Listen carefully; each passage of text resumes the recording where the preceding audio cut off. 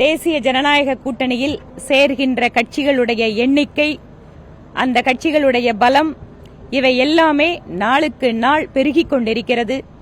இன்னும் தேர்தல் நெருங்க நெருங்க இன்னும் கூட நிறைய பேர் எங்களுடன் கட்சியில் இந்த கூட்டணியில் சேர்வதற்கான வாய்ப்புகள் உண்டு.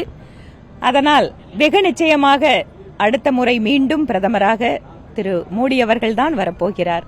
இந்த கேள்வியை முன்வைத்துதான் இப்போது நடக்கின்ற தேர்தல். இதை மக்களுக்கு நாங்கள் தெளிவாக பிரச்சாரம் செய்வோம். பாமக கூட்டணி வந்திருக்கு, அதே மாதிரி தமிழ் மாநில காங்கிரஸ் உள்ளிட்ட முக்கிய கட்சிகள் கூட்டணி வந்திருக்கு. அது எவ்வளவு பெரிய பலமா இருக்கும் பாஜகவுக்கு? நான் அதான் சொல்றேன், ஒவ்வொரு கூட்டணி கட்சிகளும் வருகின்ற பொழுது அவர்களுடன் ஒரு வாக்கு சதவீதத்தை கொண்டு வருகிறார்கள். அவர்களுக்கு மக்கள் மத்தியில் இருக்கின்ற ஆதரவை கொண்டு வந்து சேர்க்கிறார்கள். இதெல்லாமே எதற்காக? மீண்டும் பிரதமர் திரு நரேந்திர மோடி அவர்கள் பதவியேற்று இந்த நாட்டினுடைய எதிர்காலம் சிறப்பாக இருக்கும் என்ற அடிப்படையில் எங்களோடு இணைந்து கொண்டிருக்கிறார்கள். பிரதமர் மோடி தமிழகத்துக்கு அடிக்கடி வராரு, அது எவ்வளவு பெரிய தாக்கத்தை ஏற்படுத்தும்? தமிழகத்தில் எந்த அளவுக்கு வெற்றியா அமைய வாய்ப்பு இருக்கு? நிச்சயமாக பாரத பிரதமர் மோடி அவர்களுடைய வருகை என்பது தமிழ்நாட்டில் ஒவ்வொரு தடவையும் அவர் வருகின்ற பொழுது எங்களுடைய வாக்கு சதவிகிதம் கூடுவதாக நாங்கள் பார்க்கிறோம்.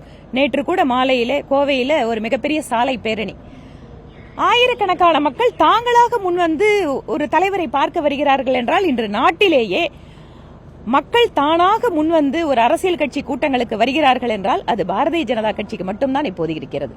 பாஜக கூட்டணிக்கு பொறுத்தவரையும் அந்த கூட்டணி கட்சிகளை அச்சுறுத்தி தான் கூட்டணிக்குள்ளார கொண்டு வராங்க.